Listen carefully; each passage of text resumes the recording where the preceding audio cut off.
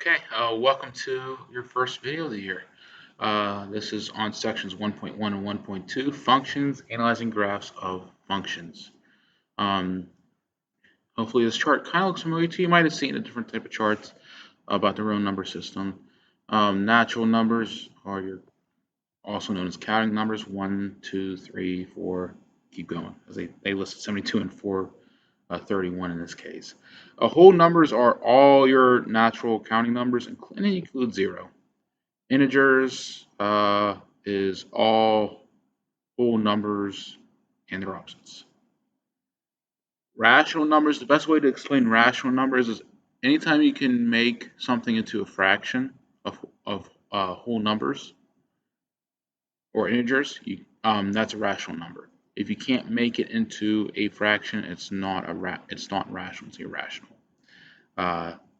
So and another way to tell is if you have a decimal and it ends, or a decimal and it's repeating, then it's rational. Okay, and then over to the side, some examples of irrational numbers: root 2, pi, other square roots that aren't perfect square roots.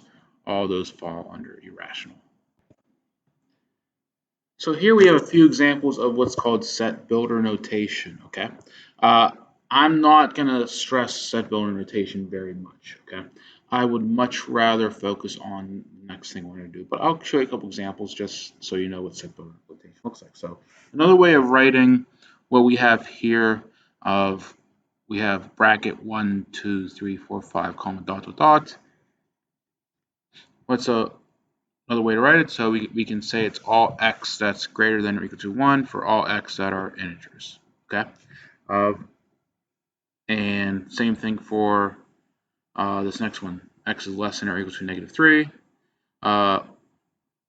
X is less than negative or equal to negative 3 for all real numbers, or being real numbers. All multiples of pi, so x is n times pi for all n in no. Now here is the notation that I'm all about, interval notation, right? So if x is in between two numbers, here are the four different ways you're going to be writing this. Okay, if it's or greater than or equal to, less than or equal to, you're going to have brackets. If it's not or equal to, you're going to have parentheses. Okay, and these are for what's called bounded intervals, or two set numbers. They're x or whatever the variable is going to be in between. And then down below here, we have unbounded intervals. Okay, so that is when they go to infinity. So if a is going to infinity, if a is greater than or equal to, excuse me, x is greater than or equal to a being some number, bracket a comma infinity. If it's less than, it'll be parentheses negative infinity comma a. The infinities always get parentheses every time. Okay, every time the a's get parentheses. Okay, uh, excuse me, every time the infinities get parentheses. That sounds better. So, and then you'll still get a bracket around the a or the number if it's or equal to.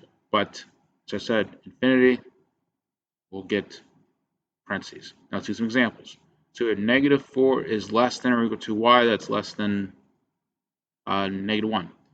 So what would that look like? Well, that would look like bracket negative 4 comma negative 1. Does negative 1 get a parenthesis or bracket? It definitely gets a parenthesis. Okay. And then we got a is greater than or equal to negative 3. This is unbounded and bounded. Okay. It's unbounded as because it's a is going to infinity, so it'll be negative 3 comma infinity. As we said, parenthesis goes to the infinity. And then we got x is greater than 9, or x is less than negative 2. You might have seen this before. When I was going around the room, I noticed some of you have it. Negative infinity to negative 2, parenthesis, union, and that union symbol means or, okay? That means or. So anytime you have multiple things you can include, that's going to be or. Parenthesis, 9, comma, infinity. Next, we're going to define something that's pretty basic to some of you because you've been talking about this for a while, and it's a function. But we need to define what a function is because we do so much work with functions. And when you hit calculus, if you decide to take calculus, uh, you'll be you need to know in depth what a function is and different types of functions. So we've got to define what it is before we dive deep into this. So what is a function? A special type of relation involving one or more variables. Okay. Now, what makes a function, a relation, a function? As many of you know, that's probably the easiest way of remembering is that vertical line test, right? It's a graph, we can do it, right? So take a straight line of some sort, maybe a pencil, a ruler, whatever it is, go through your graph. If it ever touches whatever that vertical object is twice, then it's on a function. If it touches on any given x value only once, then it's a function. We're good. Okay. We got a table here to the left. The table here to the left, what you're looking for is there any x value that has more than one y? In this case, no. We have 2, 5, 7, 9, and they all go to one y value. You're good. If you're given an equation, is this equation, well, first, what kind of equation is this one? It's linear, right? So you're good. You're golden, okay? What you might look for is if you isolate y and the equation you get might give you something that fails the vertical line test, like a circle, like x squared plus y squared equals a number. That's a circle that's going to fail, okay? All right, next we're finding the value of each function. We have fx equals 2x plus 3 all over x squared minus 2x plus 1. And I have three different scenarios we're going to need to solve for, okay? First, we got f of 12. So I'm going to put 12 in everywhere.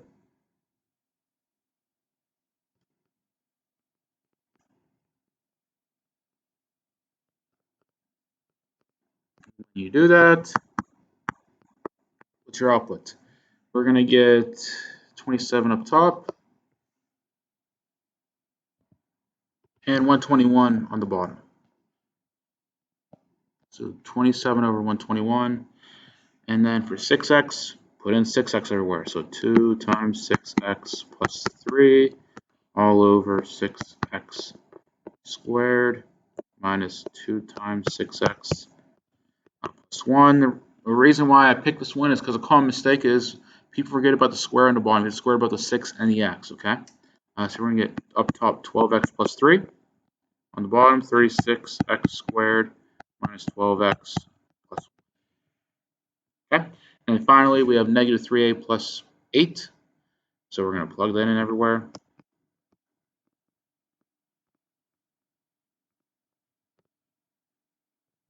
And 3a plus 8 squared.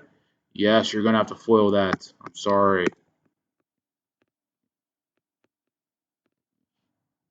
Plus 1. When you FOIL that, and it will all come out to, after foiling and simplifying it, you will get an answer that's in red down below. So make sure you double check that. It's really easy to make a mistake, FOIL right, and all that good stuff. Down below, we have domains. I love this stuff, okay? So two things you need to look for when finding a domain. One, is there a value that makes the denominator 0? Two, is there a value that makes a radical negative? Okay, those are two things. Now, first one here, you should be able to factor. You factor it. You factor the x plus 4 and x plus 3. There are two numbers that will make the denominator 0. That's x equal to negative 3 and negative 4. That's not how we write our answer, though. We like interval notation. Okay, so negative 4 is the smallest one, so I'm going to do is I'm going to say negative infinity to negative 4. We have a parenthesis because negative 4 is not included in our domain. It's actually a number that's not in our domain. Or negative 4 to negative 3. Parenthesis again for the same reason. I'm going to put a unit down here so we have some space. Negative 3 to infinity. And we have this next one with the square root. So what I did was I took what's inside the square root and made it greater than 0. That's going to be my domain, right? Because it can't be negative. It can be 0, so I'm going to change this to or equal to. Boom, boom, boom. There we go. Because it can be 0. So isolated the a, And remember, when you square root, you flip the sign and change the sign. So I flipped the radical sign, and I flipped the sign of 2 to negative 2. Okay? So what's that going to look like in terms of our proper form? Interval notation. So let's see. We're going to go from negative infinity to negative 2. And we're going to do bracket because negative 2 is included because we can't find the square root of 0. Union, you start up again at 2, and 2 is included and goes to infinity. Now, with this last one, we have a radical in the denominator, okay? So it won't be greater than or equal to, that I'm going to set 2x plus 6 to. I'm going to make it just greater than 0 because it can't be 0 in this case because it's in the denominator and you can't divide by 0, okay? So I'm going to isolate it so we get 2x is greater than negative 6, x is greater than negative 3. You know how to write that in interval notation already because you did it earlier in the video. So negative 3, comma, infinity, boom, you're done. Last thing for section 1, okay? We have a piecewise function, okay? These are look elaborate and annoying, but they're really not bad once you get to know to read them, okay? So I'm going to ask you for 3 different things here, okay? I'm going to ask you for v of 5, and I'm also going to ask you for v of 15. This and v in this case is velocity. Okay, so it's saying the velocity functions for t if t is greater than or equal to 0 or and less than or equal to 15, and then so on and so forth. All right.